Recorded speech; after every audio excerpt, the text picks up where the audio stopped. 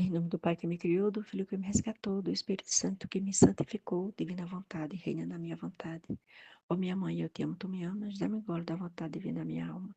Dá-me tua bênção para que eu possa fazer todas as ações sob teus olhos maternais. Vinde Espírito Santo, vinde por meio da poderosa intercessão do Imaculado Coração de Maria, vossa amadíssima esposa e nossa mãe. Amém. Continuando o livro do céu, o volume 6, o trecho 26. Pela necessidade dos tempos, Jesus pede o silêncio porque quer castigar. Encontrando-me em meu estado habitual, depois de muito esperar, o bendito Jesus saiu do meu interior e eu querendo falar, me pôs o dedo na boca dizendo, cala-te, cala-te. Eu fiquei mortificadíssima e não tive mais coragem de abrir a boca. E o bendito Jesus, vendo-me tão mortificada, acrescentou, minha querida filha, a necessidade dos tempos traz o silêncio, porque se você me fala, sua palavra ata minhas mãos, e jamais chego aos fatos de castigar como convém. E estamos sempre de cabeça, e por isso é necessário que entre você e eu tenha lugar por algum tempo o silêncio. Enquanto isso dizia, ele lançou um cartaz no qual estava escrito: são decretados flagelos, penas e guerras. E desapareceu. Trecho 27. Tema: a verdadeira resignação não põe a escrutínio as coisas. Escrutínio quer dizer investigação minuciosa as coisas. Então, a verdadeira resignação não põe investigação minuciosa às coisas, mas adora em silêncio as divinas disposições. A cruz é alegre, jubilosa, gozosa, anelante. Esta manhã, me encontrando fora de mim mesma, me encontrei sobre uma pessoa que tinha o aspecto como se estivesse vestida como uma ovelha, e eu era levada sobre suas costas, mas ia a passo lento. Adiante ia uma espécie de máquina mais veloz. E eu, em meu interior, disse: este vai lento, gostaria de ir dentro daquela máquina que caminha mais veloz. Não sei porquê, mas assim que pensei nisso, encontrei-me dentro dela, na companhia dos que iam nela. E eles disseram-me: o que fizeste? Como deixou o pastor? E que pastor? Pois estando sua vida nos campos, são suas todas as ervas medicinais, nocivas e boas à saúde. E estando com ele, se pode estar sempre com boa saúde. E se o vês vestido de ovelha, é para tornar-te semelhante às ovelhas, fazendo que elas se aproximem sem nenhum temor. E se vai a passo lento, mas é mais seguro. Quando ouvi isto, disse dentro de mim: já que é assim, gostaria de lhe dizer alguma coisa sobre a minha doença. Enquanto pensava isto, encontrei-me perto de mim, e eu toda contente aproximei-me do seu ouvido e lhe disse: bom pastor, se és assim, tão perito, dá-me algum remédio para os meus males, pois eu encontro-me neste estado de sofrimentos. E querendo dizer mais, calou-me ao dizer: a verdadeira resignação, não fantástica, não põe a escrutínio as coisas, mas adora em silêncio as divinas disposições. E enquanto dizia isto, parecia que se rompia a pele de lã e via o rosto de Nosso Senhor e sua cabeça coroada de espinhos. Eu, ao ouvir que me dizia isto, não sabia mais o que dizer. Ficava em silêncio, contente de estar junto com ele. E ele continuou: tu esquecestes de dizer ao confessor outra coisa sobre a cruz. E eu: adorava o Senhor meu, Eu não me lembro. Diga-me e direi. E ele: minha filha, entre tantos títulos que tem a cruz, tem o título de um dia festivo, porque quando se recebe um dom, o que acontece? Faz-se festa, goza-se, está-se mais alegre. Agora a cruz, sendo o dom mais precioso, mais nobre e feito pela pessoa maior e única que existe, resulta mais agradável e leva mais festa, mais alegria que todos os outros dons. Então, você mesma pode dizer que outros títulos você pode dar à cruz. E eu, como tu dizes, pode-se dizer que a cruz é festiva, jubilosa, alegre, anelante. E ele, bem disseste bem, mas a alma chega a experimentar esses efeitos da cruz quando está perfeitamente resignada à minha vontade. E deu-se toda a si mesma a mim, sem reter nada para si. E eu, para não me deixar vencer em amor pela criatura, dou-lhe tudo, eu mesmo. E no doar-me a mim mesmo, dou também minha cruz. E a alma, reconhecendo-a como meu dom, faz festa e goza. Trecho 28. Título: Todas as coisas têm origem na fé. Esta manhã sentia-me desanimada e entristecida pela perda do meu adorável Jesus. E enquanto estava nesse estado, fez ouvir sua docíssima voz que me dizia: minha filha, todas as coisas têm origem na fé. Quem é forte na fé é forte no sofrer. A fé faz encontrar Deus em cada lugar. Faz com que se descubra em cada ação. Toca em cada movimento e cada nova ocasião que se apresenta é uma nova revelação divina que recebe. Por isso, seja forte na fé, porque se estiver forte nela em todos os estados e vicissitudes, a fé te fornecerá a força e te fará estar sempre unida com Deus. Trecho 29. Título: basta um ato perfeito de resignação à vontade divina para ficar purgado de todas as imperfeições, nas quais a alma não tem posto nada de seu. Tendo recebido esta manhã a comunhão, estava pensando comigo: que dirá meu bendito Jesus quando ver a minha alma? Dirá: como é feia esta alma, má, fria, abominável. Quão rápido vai consumir as espécies para não estar em contato com esta alma tão feia. Mas o que queres de mim? Embora eu seja tão ruim, você ainda deve ter paciência para vir, porque de qualquer forma, você é necessário para mim e eu não posso fazer outra coisa. Enquanto dizia isto, saiu de dentro de mim e disse-me: minha filha, não queira te afligir por isto. Não se requer nada para remediá-lo. Basta um ato perfeito de resignação à minha vontade para poder ficar purgado de todas estas fealdades que você diz. E eu te direi o contrário do que pensa. Te direi como é bela. Sinto o fogo do meu amor em ti e o perfume das minhas fragrâncias em ti. Quero fazer a minha perfeita morada. E desapareceu. Então, vindo o confessor, contei-lhe tudo, e ele me disse que não estava bem, porque é a dor que purga a alma, e que a resignação não entrava nisto. Por isso, depois de ter recebido a comunhão, disse: Senhor, o padre disse-me que não está bem o que me disseste. Então, mostra-te melhor e faz-me conhecer a verdade. E ele bondosamente adicionou: minha filha, quando se trata de pecado voluntário, então se requer a dor.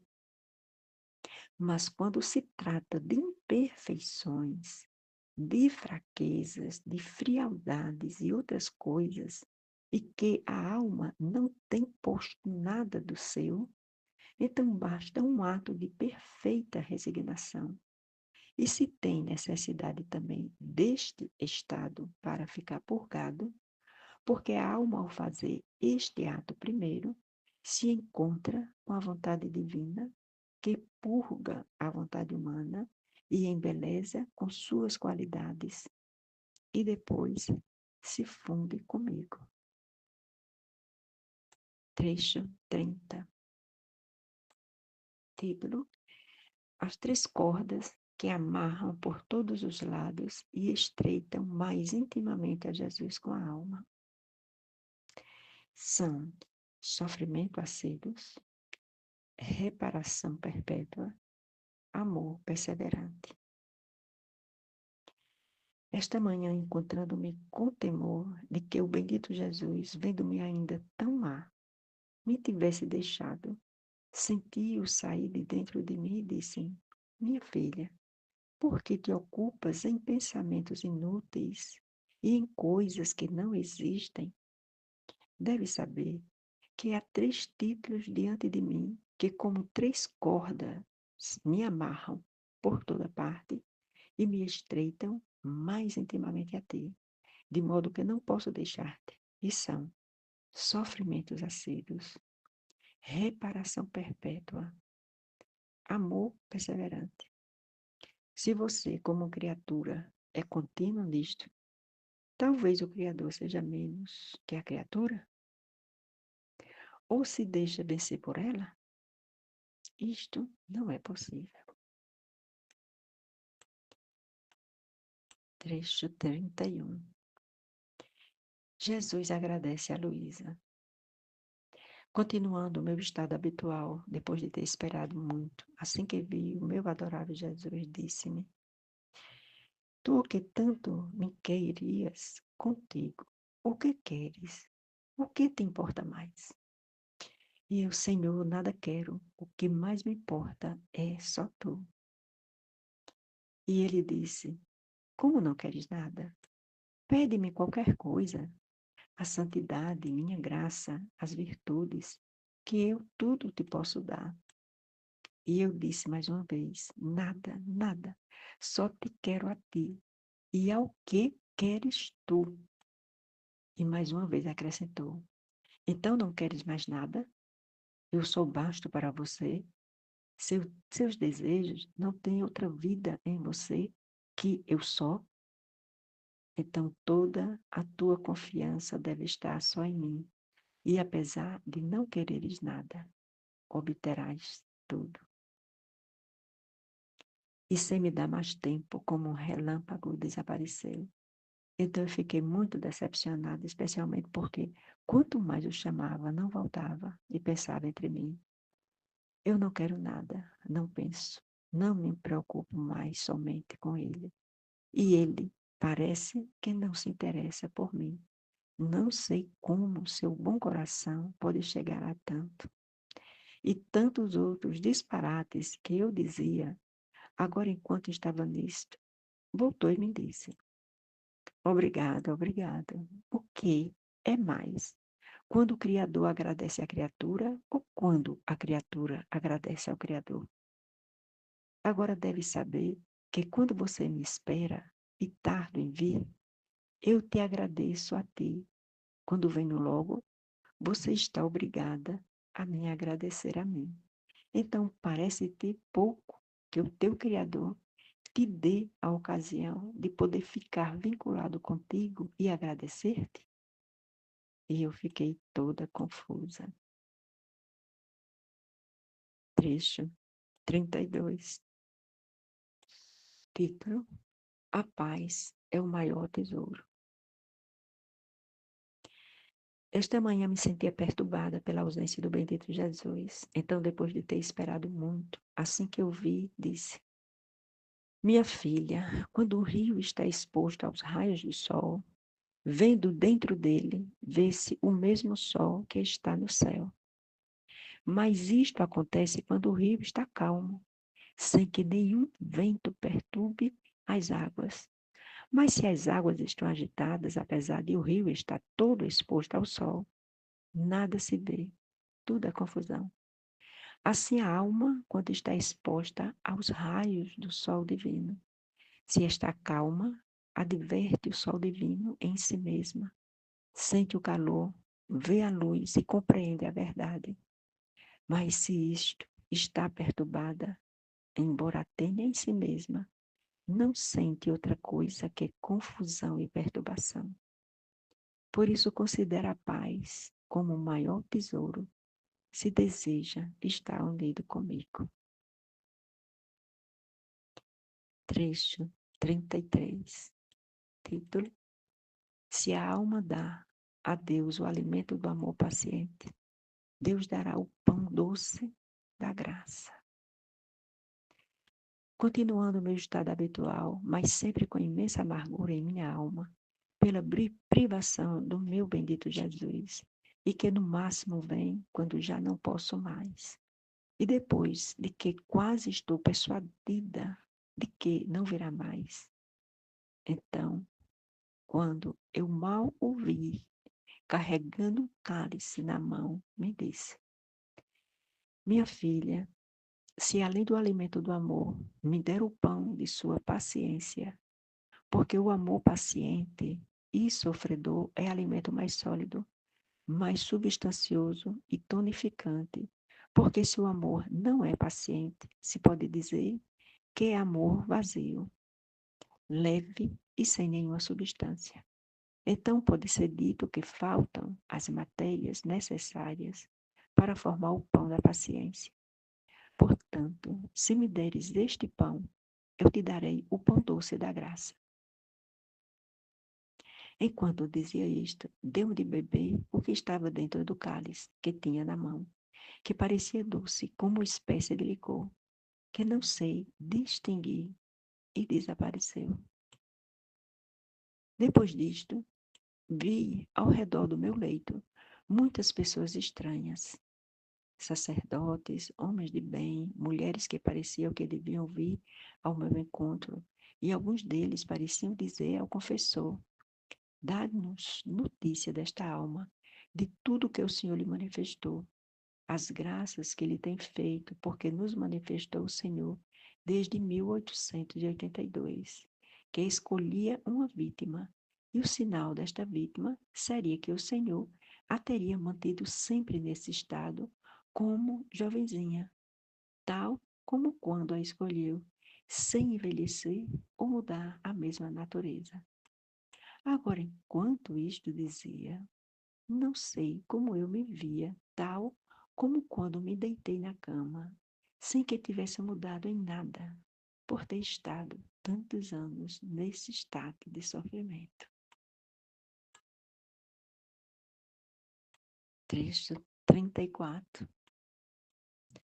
Tema, título: Jesus e Deus Pai falam sobre a misericórdia. Continuando o meu estado habitual, encontrei-me fora de mim mesma e vi uma multidão de povos. E no meio deles se ouvia rumores de bombas e explosões, e as pessoas caíam mortas e feridas.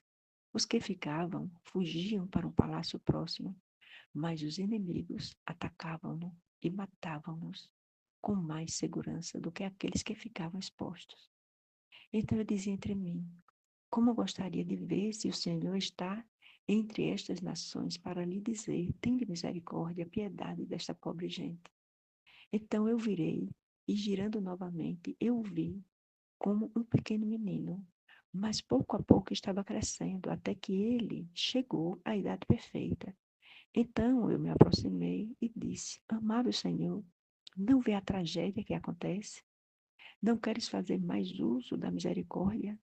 Talvez queiras ter útil este atributo que sempre glorificou com tanta honra a tua divindade encarnada, fazendo com ela uma coroa especial à tua augusta cabeça e adornando-te uma segunda coroa tão querida e amada por ti, como são as almas? Agora, enquanto eu dizia, ele me disse: Basta, basta, não vá em frente. Você quer falar de misericórdia e da justiça? O que faremos? Já o disse e repito, é necessário que a justiça tenha o seu curso. Portanto, tenho repetido, não há remédio. E para que me deixar nesta terra, quando não posso aplacar-te mais e sofrer eu em lugar do meu próximo? Sendo assim, é melhor que me faças morrer.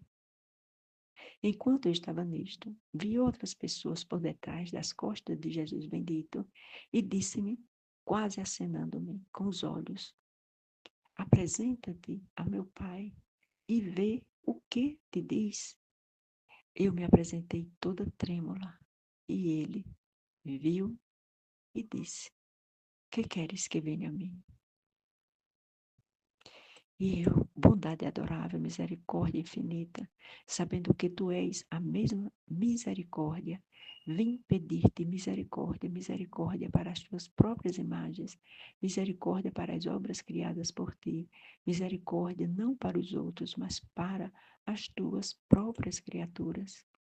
E ele me disse, então a misericórdia que você quer, mas se você quiser verdadeira misericórdia, a justiça, depois de ter desabafado, produzirá grandes e abundantes frutos de misericórdia.